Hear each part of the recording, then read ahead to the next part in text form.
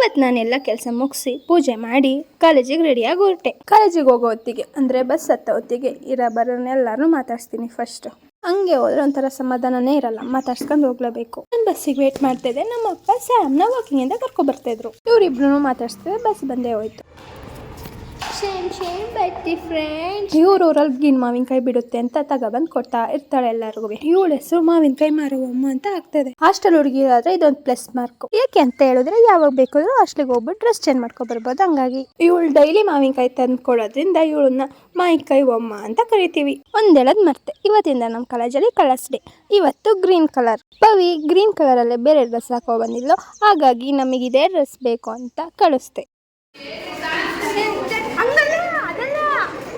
ಇದೊಂದು ತಿಮ್ಮಿ, ಅದೊಂದು ಗೂಬೆ, ಇದೊಂದು ಗೂಬೆ, ಇದೊಂದು ಶಾಸ್ತ್ರ.